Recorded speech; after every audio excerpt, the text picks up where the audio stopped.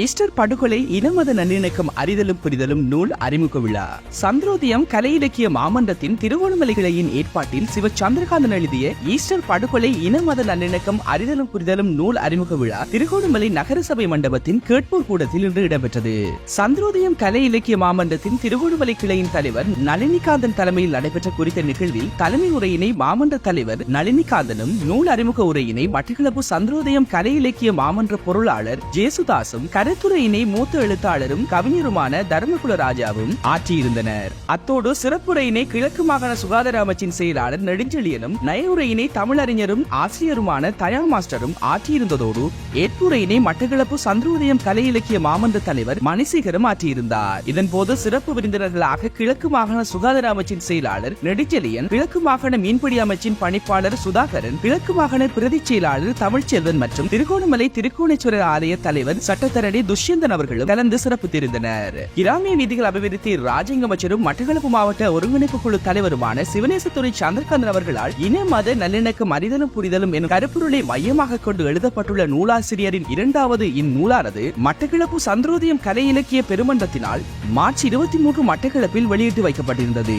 சிறந்த கல்வி சமூகத்தை கட்டியெழுப்பும் நோக்கில் ஆசியாவின் அதிநவீன தொழில்நுட்ப வசதிகளை கொண்ட பாரிய நூல் நிலையம் ஒன்றினை மட்டக்களப்பில் அமைத்து வரும் ராஜ்யங்க அமைச்சர் சிவ சந்திரகாந்தன் அவர்கள் அரசியல் பழிவாங்கலுக்கு உள்ளாகி சிறைவாசம் அனுபவித்த போது அவரது முதல் நூலான வேட்கை எனும் நூல் எழுதப்பட்டு வெளியிடப்பட்டிருந்ததோடு கடந்த 2019 ஆண்டு இடம்பெற்ற ஈஸ்டர் குண்டு வெடிப்பு தொடர்பாக ராஜ்யங்க அமைச்சரினால் அவதானிக்கப்பட்ட விடயங்களின் தொகுப்பாக இந்நூல் எழுதி வெளியிட்டு வைக்கப்பட்டிருந்தமை குறிப்பிடத்தக்கது.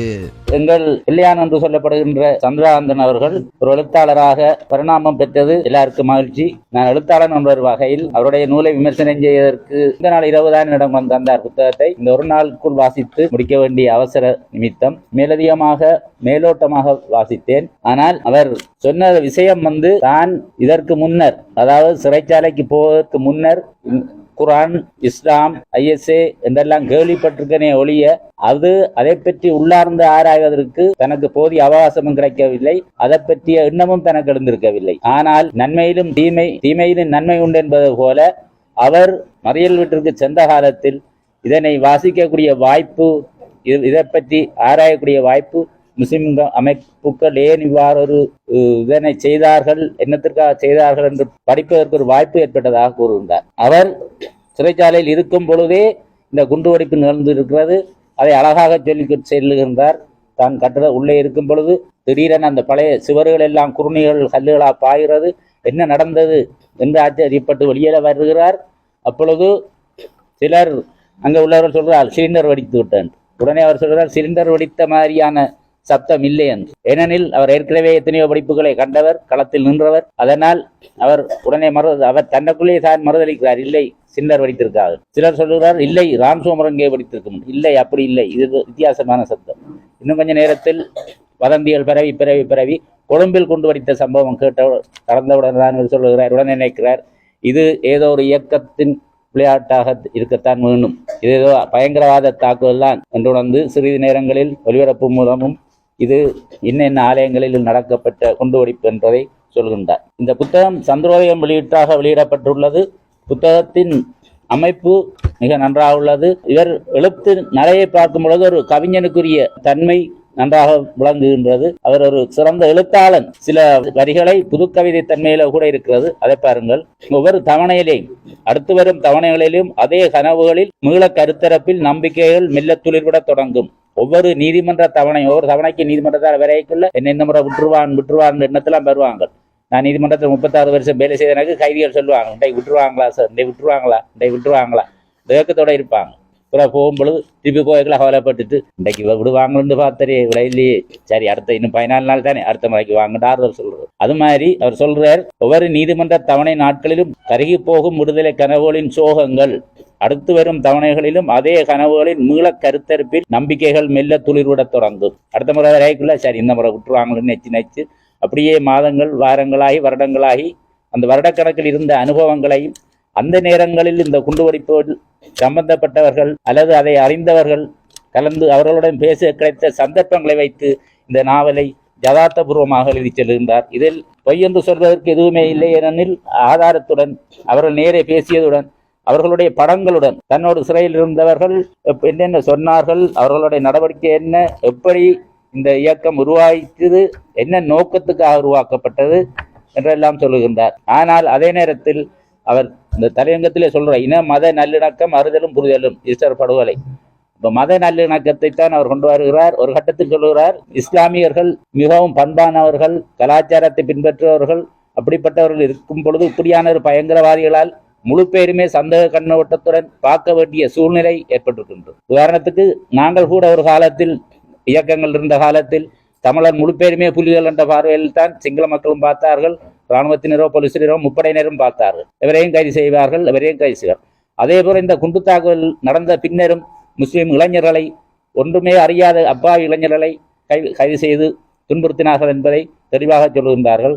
இதன் மூலம் இந்த புத்தகங்களை இதை வாசிக்கிற இஸ்லாமியர்களோடு இதை வாசித்தால் விருப்பப்படுவார்கள். இப்படியான நிகழ்வுகள் இனி இடம்பெறாமல் இருக்க வேண்டும் என்கின்ற ஒரு நோக்கத்தை அவர்கள் மத்தியில் ஏற்படுத்த வேண்டும். இப்படியான தாக்குதல்களை நடைபெறாமல் இருப்பதற்கு அவர்கள் கையொடுக்க வேண்டும். இளம் சமுதாயத்தினர் மட்டுமல்ல, வயது வந்தவர்களோட தங்கள் இளைஞர்களை கண்காணிக்க வேண்டும் என்ற ஒரு எண்ணம் இந்த புத்தகத்தை நாங்கள் தமிழர்களும் வாசித்து இஸ்லாமியர்களும் வாசித்து, இதை நாங்கள் எங்களது நெருங்கிப்பட இஸ்லாமியர்களுமே இருப்பார்கள், அலுவலகத்தில் இருப்பார்கள், வெளியில் இருப்பார்கள், வேலை செய்யும் இடங்களில் இருப்பார்கள், அவர்களுக்கு இதனை விளங்கப்படுத்த வேண்டும். அதுதான் இந்த ஆசிரியருடைய நோக்கம். அந்த நோக்கம் நிறைவேறினால்தான் இந்த புத்தகத்தின் வெற்றி, இந்த எழுத்தின் வெற்றி அங்கே இருக்கின்றது. இப்ப நான் கூட வேலை செய்கின்ற இஸ்லாமிய சகோதரர்கள் நிறைய இருக்கிறார்கள். இப்போ இணக்க சபையில் இருக்கிற அங்கே 27 பேர், அதுல 4 பேர் தான் தமிழாக்கள். குச்சோலி பிரதேச இணக்க மத்திய சபையில் இருக்கு அங்கத்துவமா இருக்கிறேன், அங்கத்துவரா 27 பேர் மொத்தம். அதுல 4 தான் தமிழர், மிச்சம் 23 முஸ்லிம்கள். அந்த முஸ்லிம்களோட பழக வேண்டிய வாய்ப்புகள் இருக்குது. அந்த நேரத்தில் இப்படி ஒரு புத்தகத்தை நான் கொண்டே காட்டுவேன். இந்த பாருங்க, இதுதான் நடந்திருக்கு. அவர்கள் அதை உணர்வு கொள்வார். அவர்கள் வந்த உடனே அவர்களே வணக்கம் என்பார்கள், நாங்கள் சலாம் அலைக்கும். அப்படியே ஒரு இன ஒற்றுமை, இன மத நல்லிணக்கம் ஒன்று ஏற்பட வேண்டும் என்றதான் இந்த புத்தகத்தின் நோக்கம். அதே நேரத்தில் இது எப்படி ஆரம்பித்தது, என்ன மாதிரி உள்ளுக்குள்ள வந்தார்கள் என்பதற்கு அவர் சொல்லுகிறார். ஐஎஸ்ஏ இயக்கம், வெளிநாட்டில் ஐஎஸ் இயக்கம் தன்னுடைய பலத்தை முஸ்லிம் நாடுகளில் மட்டுமில்ல, இலங்கை உலக முழு நாடுகளிலும் தன்னுடைய பலத்தை காட்ட வேண்டும் என்ற நோக்கத்துக்காகத்தான் இலங்கையில் இந்த குண்டு தாக்குதலை அவர்கள் இங்கே ஆக்களை வைத்து செய்தார்கள் என்பதுதான் அவர் சொல்ல வர்ற விடயம். மற்றும்படி இங்குள்ளவர்கள்லாம் தாக்குதலை செய்ய வேண்டும் என்ற வெளி இடத்து இயக்கங்கள் தான் தூண்டப்பட்டிருக்கின்றது.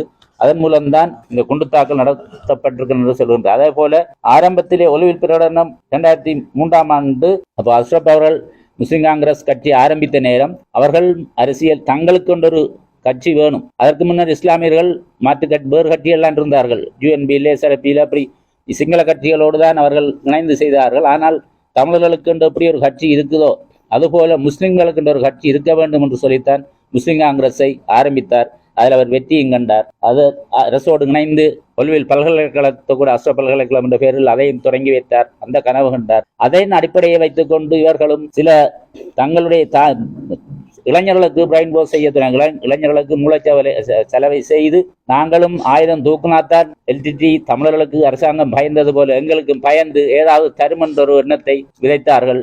அது இவர்கள் தாங்கள உருவாக்கப்பட்டதில்லை, வெளிநாட்டில் உள்ள முஸ்லிம் இயக்கங்கள் தான் இவர்களை தூண்டிவிட்டது என்று சொல்ல வருகின்றார். அதிலே அந்த ஒலுவில் பிரகடனத்தில் வலிமையாக சொல்லுகிறார், உலகளாவிய முஸ்லிம் உம்மாவின் பிரிக்க முடியாத கூறாக இலங்கை முஸ்லிம்கள் அமைகின்றோம். வடக்கு கிழக்கு முஸ்லிம்களின் தனியான அரசியல் சமூகம், தனியான தேசிய இனம் அல்லது தனியான தேசம். ஒலிவில்ல முஸ்லிம் காங்கிரஸ் கொண்ட பிரகடனம். வடக்கு கிழக்கு பிரதேசங்கள் முஸ்லிம்களின் பாரம்பரிய தாயகம். நாங்கள் வடக்கு கிழக்கு பிரதேசம் தமிழர்களின் தாயகம் என்று சொல்ல, அவர்கள் வடக்கு கிழக்கு பிரதேசங்கள் முஸ்லிம்களின் பாரம்பரிய தாயகம். அதுக்காக போராட வேண்டும் என்று அவர்கள் ஆயுதத்தின் மூலம் போராட வலிக்கிறவில்லை. அந்த நேரம் அஷ்ரப் அவர்கள் சொன்னார்கள், வாக்கு பலத்தினால் நாங்கள் வென்று காட்ட வேண்டும். நாங்கள் எத்தனை எம்பிக்களை நாங்கள் முஸ்லிம் காங்கிரஸ் அனுப்புகிறோமோ நாங்கள் அதை வைத்துக்கொண்டு நாங்கள் அவர்களிடமிருந்து பெறலாம் என்ற நோக்கத்துடன் அவர் ஆரம்பித்தார். ஆனால் அதில் அவரை தவறாக சொல்லவில்லை. அது இளைஞர்கள் மாற்றி புற வந்த அரசியல்வாதிகள் அவரை மாற்றிவிட்டாராம். அடுத்து வடகிழக்கு முஸ்லிம்கள் தமது அரசியல் தலைவிதியை தாமே தீர்மானித்துக் கொள்ளும் சுய நிர்ணய உரிமை கொண்டவர்கள். இன்றைய அரசியல் சூழலில் முஸ்லிம்களின் சம்மதமின்றி இடம்பெற்ற அனைத்து வித ஒப்பந்தங்களையும், இலங்கை இந்திய ஒப்பந்தம், அதை நிராகரிக்க வேண்டும். அவையில் தங்களை கட்டுப்படுத்தாது. அந்த நேரம் நாங்களும் விட்ட பிள்ளை இலங்கை இந்திய ஒப்பந்தத்தின் போது அவர்களையும் ஒரு பங்காளர்களாக சேர்த்திருந்தால் இந்த பிரச்சனையோட குறைத்திருக்கலாம். அவர்களும் அரசாங்கத்திடம் வாதாடி இந்த வடகிழக்கு மாகாண சபைக்குரிய உரிமைகளை பெறுவதற்கு பக்கபலமாக இருந்திருப்பார்கள் என்பதையும் இவர் எடுத்து காட்டுகின்றார். அடுத்தது நீங்கள் நினைக்கலாம் அவர் ஒரு ஆயுத பிரியனாக இருந்தவர், ஒரு இயக்கத்தில் இருந்தவர். எவ்வாறு இந்த இந்த பயங்கரவாதங்கள் கூடாது என்று சொல்லுகிறார், இதை தவிர்த்து போட்டு குண்டு வெடிப்புகள் அதில் செய்ய வேண்டாம் என்று ஏன் சொல்லுகிறார்? அவரே இதை கையாளுகிறார். இவருக்கு தகுதி இருக்குது. இதற்கு ஒரு உதாரணமாக நான் சொல்கிறேன். கண்ணதாசனிடம் கேட்டார்கள், ஒரு கோப்பையின் குடியிருப்பவர் கோலமயிலன் துணை இருப்பென்று பாடியவர் அதே கண்ணதாசனே குடிக்காதே தம்பி குடிக்காதே என்று பாடியிருக்கிறார். அவரே குடிக்கிறார், வந்து குடிக்காதே என்ற எண்ணத்தை மற்றவனுக்கு அறிவுரை சொல்றான். அதுக்கு அவர் சொன்னார், குடிக்கிறவனுக்கு தான் தெரியும் அதன் குடியால வந்த கெடுதி என்ன, தான் பட்ட துன்பம் என்ன, தனது குடும்பத்தினார் பட்ட துன்பம் என்ன என்று குடிப்பவனுக்கு தான் தெரியும். குடிக்காதவன் அட்வைஸ் பண்றதுல பிரயோசனம் இல்லை, ஏன்னா அவனுக்கு தெரியாது. அதே போலதான் இவர் சொல்றதுல 100% உண்மை இருக்கு, ஏற்றுக்கொள்ளலாம். ஏனென்றால் இவர் ஆயுதம் தூக்குனவர், ஆயுதத்தால் ஏற்பட்ட பாதிப்பை கட்டவர். அவரின் எழுத்து மூலமாக அவருடைய மனதில் இருந்த சொன்னதை கட்டாயம் நாங்கள் இருக்க வேண்டும். சந்திரகாந்தன் சார் அவர்களுக்கு நீங்கள் அறிவித்தால் அவர் இன்னும் மகிழ்ச்சி வருவார். இது போன்ற புத்தகங்களை இன்னும் அவர் வெளியிட வேண்டும் என்று வணங்கி விடைபெற்றிருந்தேன். நன்றி. ஈஸ்டர் படுகொலை என்கின்ற தலைப்பில் குண்டுவெடிப்பின் வீரியம், தாற்பயம், சோகம், மீள் பரிசீலனை, நிதானம் ஆகிய உணர்வுகளை யுத்தகால உயிரிழப்புகளும், ஜேவிபி கால உயிரிழப்புகளும், சுனாமி கால உயிரிழப்புகளும், கொரோனா கால உயிரிழப்புகளுடன் இந்த குண்டுவெடிப்பில் நடந்த உயிரிழப்புகளையும் எம்மை ஞாபகப்படுத்தி செல்வதாக இந்த நூல் அமைகின்றது. அடுத்ததாக நீர்கொழும்பு புனித செபஸ்தியார் தேவாலய தற்கொலை தாக்குதல் புகைப்படம். 22ஆம் பக்கம் இருக்கிற கொச்சிக்கடை அந்தோனியார் தேவாலயத்தில் நடந்த குண்டு தாக்குதல். 23ஆம் பக்கம் மட் சியோன் தேவாலய தாக்குதல் படம். 24ஆம் பக்கத்துல சங்கரில்லா ஹோட்டலில் நடந்த தாக்குதல் படம். சினமன் ஹோட்டலில் நடந்த குண்டு தாக்குதல் படம். 25ஆம் பக்கம் கிங் பெரி ஹோட்டலில் நடந்த தாக்குதல் படம். தெமட்டகுட மகாவில கார்டன் சொகுசு வீட்டு தாக்குதல் படம். தெஹிவலை நியூ டிரோபிக்கலின் தாக்குதல் விடுதி படம். சாய்ந்தமரிது சுற்றி வளைப்பு குண்டு தாக்குதல் படம். எல்லாம் எங்களுடைய அந்த தேதியில் நடந்த சில சம்பவங்களை எங்களுக்கு கூறுவதாக உள்ளது. மதிப்புக்குரிய திரு சந்திரகாந்தன் அவர்களால் எழுதி வெளியிடப்பட்ட இந்த 2வது ஆய்வு நூல் பல்வேறுபட்ட கோணங்களில் பல்வேறுபட்ட விடயங்களை வெளியிலே கொண்டு வந்திருக்கிறது. அந்த வகையில் நூல் வெளியீடு என்றால் பொதுவாக நாங்கள் பேராசிரியர்கள், கலாநிதிகள் வெளியிட்ட நூல் வெளியீடுகளையே நூல் வெளியீடுகளாக பார்த்திருக்கிறோம்.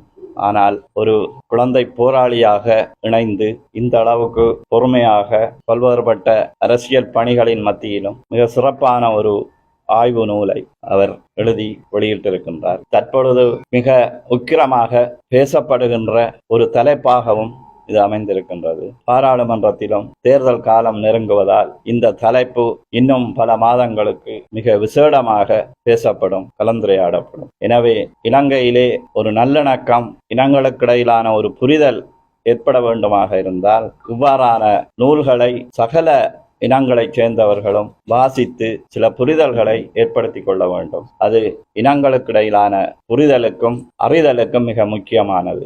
தற்பொழுது வருகின்ற இந்த புதுவருட கொண்டாட்டங்கள் கூட இனங்களுக்கிடையிலான ஒரு புரிதலை ஏற்படுத்தும் வகையிலே இப்தார், எங்களுடைய சிங்கள தமிழ் புதுவருடம் என்பன ஒன்றாக ஒரே காலத்தில் சமகாலத்திலே வருகின்றது. அந்த வகையிலே இலங்கையில் ஒரு இன நல்லிணக்கம் ஏற்படாத வரை இலங்கையினுடைய அபிவிருத்தி மற்றும் இலங்கையினுடைய வளர்ச்சி ஒரு கேள்விக்குறியே. அந்த வகையில் இந்த நூல் சம்பந்தமாக மிக தெளிவாக ஆய்வாளர்கள், கருத்துரை செய்தோர், நயவுரை செய்தோர் மிக விவரமாக விளக்கமாக உரையாற்றினார்கள். எனவே அதிலே நான் சொல்வதற்கு ஒன்றுமில்லை. இவ்வாறான ஒரு நூலை பல்வேறுபட்ட அரசியல் பணிகள் மத்தியிலும் எழுதி வெளியிட்ட இந்த நூல் எல்லோருடைய கைக்கும் சேர வேண்டும், எல்லோரும் இதனை வாசிக்க வேண்டும் என்பதே என்னுடைய விருப்பம். அந்த வகையிலே நூலாசிரியருக்கும் இந்த நிகழ்வை மிக சிறப்பாக ஒழுங்குபடுத்திய இந்த பணிக்குழாமுக்கும் நான் இந்த இடத்திலே எனது நன்றியை தெரிவித்து விடைபெறுகின்றேன். நன்றி.